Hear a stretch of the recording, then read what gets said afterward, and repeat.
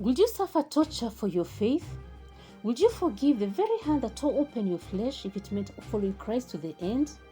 This is not just a question for the early church. This is the life and legacy of Blessed Isidore Bakanja, a young man from the Congo who died with a rosary in his hand, a scapular on his chest, and forgiveness on his lips. Born between 1880 and 1890 in Bokendela in what is now the Democratic Republic of Congo, Isidore belonged to the Bwangi tribe. Like many young boys in colonial Africa, he began work early, tilling land, assisting masons and laboring under white colonial masters. But deep in his heart was a hunger, not for survival alone, but for God.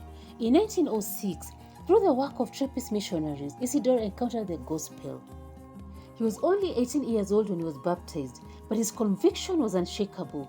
From that day on, he really let go of his rosary and wore the bronze scapular of Our Lady of Mount Carmel with pride.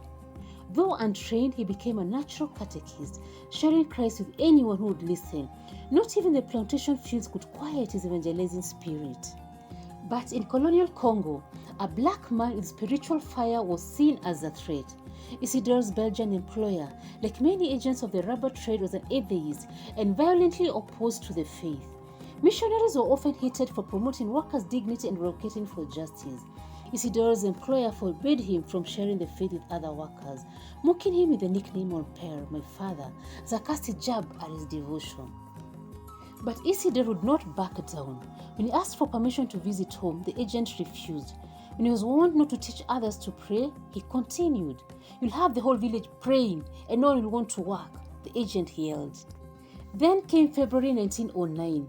In a brutal fit of rage, the Belgian agent ripped Isidore's scapular from his neck, forced him to the ground and whipped him over 100 times with an elephant hide whip studded with nails.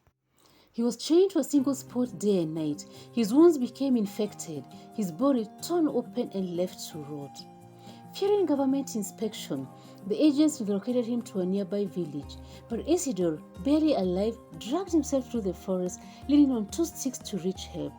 One witness wrote, "I saw a man come from the forest, his back torn by deep festering malodorous wounds, assaulted by flies. He wasn't walking, he was dragging himself." Even then, Isidore never denied Christ. He whispered to the inspector, "If you see my mother or a priest, tell them I am dying because I am a Christian." The inspector halted any further attempt on Isidore's life and sent him to missionaries to heal. They tended to him, gave him the last sacraments, and stayed by his side. When asked if he would forgive the man who tortured him, Isidore said gently, "I shall pray for him when I am in heaven. I shall pray for him very much." On August 15, 1909, the feast of the Assumption, Blessed Isidore Bakanja died. He was only in his 20s. He had suffered for over 6 months, clutching his rosary and scapular until his last breath. Like St. Stephen, he forgave his killers. Like Christ, he offered mercy where the world gave him pain. Blessed Isidore is a matter of modern times, not from the Roman Empire but from colonial injustice. Not a priest of the legend, but a young layman, a worker with deep love for Jesus and Mary. He is the patron of lay catechists, the scapular devotion, and African youth. And in 1994, Pope John Paul II beatified him, calling him a witness to heroic faith and forgiveness. In a world that tells us to fight back, to harden our hearts, to curse our enemies, Isidore shows us a different way, the way of Christ. He forgave what many would never forget. He endured what many would never survive. So the question now is, who do you need to forgive? What grudge is holding your soul hostage? Will you let your wounds make you bitter, or will you let God turn them to testimonies of grace?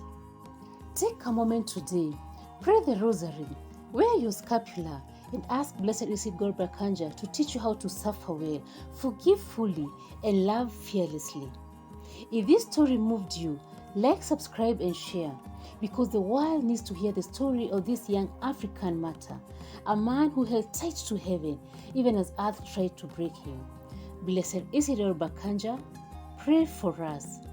Thank you for listening.